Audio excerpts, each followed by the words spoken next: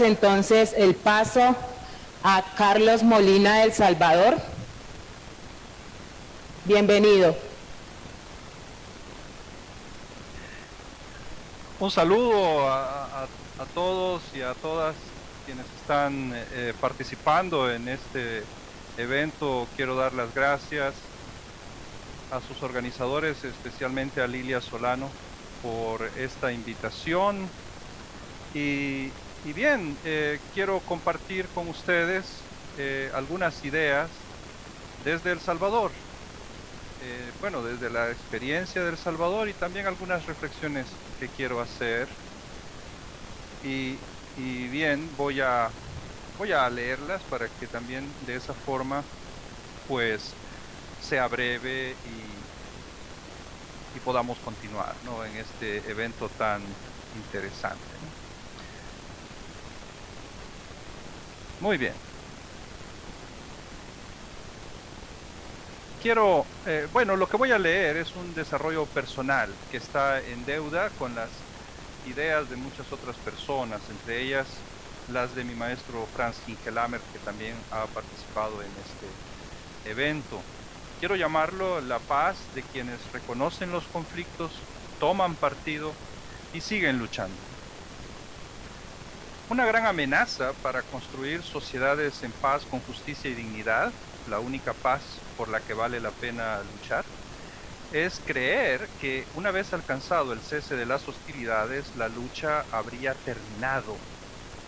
Quienes piensan de este modo creen que es posible una sociedad sin ninguna clase de conflictos o que esos conflictos se resolverán gracias al libre funcionamiento de los mercados o al ejercicio de la legalidad vigente. Pero esta manera de pensar las zonas de conflicto, como aquellos lugares excepcionales, ¿sí? ¿Ya? Para esta manera de pensar, esas zonas de conflicto son en efecto lugares excepcionales en los que los conflictos entre personas, grupos, clases y estamentos sociales escalan a formas de violencia que los sectores dominantes consideran intolerables, lo cual indica que no solo los conflictos, sino también la violencia pueden ser admitidos si se mantienen por debajo de los límites que establecen los potentados. Por ejemplo, una sociedad que declare que las personas no deben matarse entre sí podría permitir o incluso fomentar que está bien que se deje morir a una parte de su población, a los inmigrantes indocumentados o a los pueblos de otros países. Y para mantener este estado de cosas, esa misma sociedad podría considerar aceptable y deseable la positiva violencia del Estado contra sus mismos ciudadanos. Lo importante de esto es que estas formas de violencia no son declaradas como tales, ni se cree que una sociedad así pueda ser llamada zona de conflicto. Pero incluso donde se ha vivido la guerra, se ejerce también una especie de control y monopolio por parte del poder sobre el sentido que deberán tener estas palabras, como violencia, zona de conflicto, etc. Veamos el caso de nuestras guerras civiles. El discurso dominante trata de convencernos de que los conflictos aparecen con el estallido de las hostilidades. Las guerras civiles, para este discurso, son el resultado de vicios como el resentimiento o la envidia. Pretenden que estos vicios residen en el alma de una minoría que engaña a muchos otros para que la apoyen en su violencia y en su odio. Y de paso sostienen que los violentos y odiadores criollos, ¿no?, del lugar son respaldados por un enemigo externo, el comunismo internacional, el castrochavismo. Esto cambia según la época. Ahora, lo fundamental en este relato de los sectores dominantes, porque eso es el encubrimiento de la violencia y de la guerra sistemática del poder contra las clases dominadas, contra las mayorías empobrecidas. Y yendo aún más allá, Lo que en el fondo se niega es la raíz misma de esta lucha de clases que se ejerce desde arriba. Nuestras sociedades se construyen sobre una violencia real y ampliamente extendida que consiste en la subordinación de la vida humana a la racionalidad mercantil y al imperio de la ley. En El Salvador, con la firma de los acuerdos de paz, muchos pensaron que con esta paz, es decir, la ausencia de guerra, desaparecería todo conflicto. La sola confianza en la voluntad de las partes de la guerra para detener las hostilidades parecía bastar para esperar la armonía social. Se veía muy lógico. Si ambas partes querían detener la guerra, luego no podían pretender otra cosa que caminar en la misma dirección. ¿No es así? En sintonía con esta ilusión, la misma idea de lucha fue transformada por la izquierda política. El recién nacido partido en que se transformó el Frente Farabundo Martí para la Liberación Nacional, o FMLN, sostuvo desde sus inicios que mediante la acumulación de suficiente capital electoral se podría garantizar que se obtendrían nuevos acuerdos y pactos que serían buenos para todos. Así estaba servido el nuevo mercado de las ilusiones. Los acuerdos de 1992 son sin duda un enorme logro. Pararon en seco una guerra civil. Esta terminó totalmente. Los acuerdos fueron exitosos porque cumplieron su cometido, parar la guerra.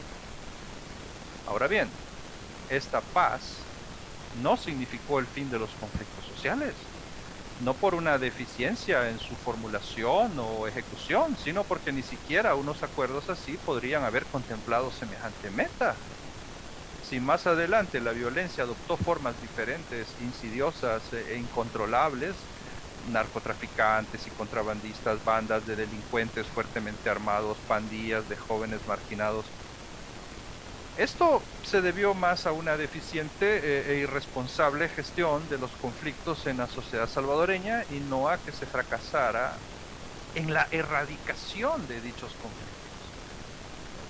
Sin embargo, el error de las izquierdas salvadoreñas, no solo del FMLN, fue la negativa a emprender una defensa de la validez de la lucha por la justicia en el final de la guerra.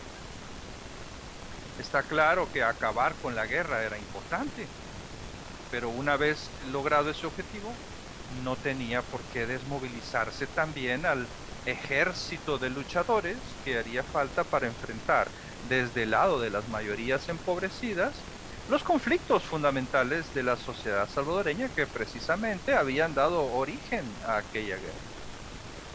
Este desarme o desmovilización en el campo de las ideas y de las prácticas políticas y sociales generó una clara debilidad para hacer frente al programa de las derechas que buscaba identificar la guerra y toda violencia posible con cualquier clase de lucha popular, violenta o no. Así como también buscaban dejar bien asentada la noción de que una sociedad en conflicto es solo una anomalía que surge del descontento popular. Para esta visión lo que se tenía que hacer estaba claro: desterrar la idea de la política como un enfrentamiento de enemigos o antagonistas. Y también negar que la democracia pueda implicar que los representantes de los votantes también representan intereses de grupos que se encuentran en pugna. La violencia, es decir, la lucha para este pensamiento, siempre proviene de abajo y de afuera. El FMLN renunció desde el principio a confrontar o cuestionar este discurso. Incluso quienes dentro del partido de la exguerrilla pensaban que se tenía que acumular poder para generar cambios profundos en la sociedad, habían renunciado a la idea de lucha política y social, o pensaban que en caso de plantearse así, dicha lucha no podía de ningún modo ser vista como algo violento o que pudiera enfrentar o se entendiera que va a generar un nuevo enfrentamiento de hermanos contra hermanos. O sea, esto no era posible. En parte esto tenía que ver con la necesidad de dejar atrás por todos los medios posibles la guerra de la que se venía huyendo. Sin embargo, aún aceptando la legitimidad de ese esfuerzo, en lugar de reflexionar sobre los nuevos escenarios de lucha, se prefirió imaginar que una vez terminada la guerra, los cambios sociales serían bien recibidos por todos los nuevos protagonistas de la arena política, sin ninguna distinción ideológica, sin distinciones ideológicas de ningún tipo. Todos los partidos, las gremiales empresariales, los movimientos sociales y naturalmente los ciudadanos votantes, todos persiguiendo el mismo fin. Así se imaginó, arrimándose a los discursos que alababan el surgimiento de estas nuevas reglas del juego político. La transformación en un partido de izquierda parecía ser la transformación de un instrumento de lucha en un instrumento de diálogo, que ahora sí podría alcanzar de manera no conflictiva, entre comillas, lo que antes se pretendía lograr mediante la lucha, o sea, la violencia.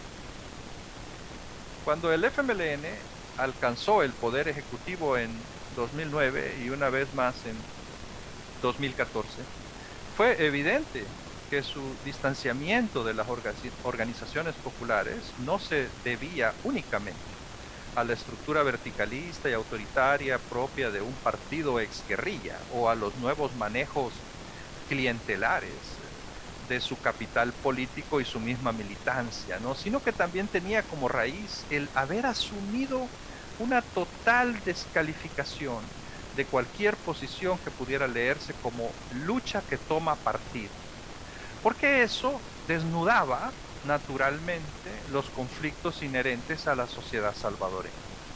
Estos dos gobiernos pretendían, como ponían en sus lemas, unir, crecer e incluir, o señalaban la necesidad de unirse para crecer. Y esto se interpretó como que solo se necesitaba de buena voluntad para formar parte de una especie de proyecto de país, algo así. En los movimientos sociales de izquierda salvadoreños, las cosas no fueron muy distintas.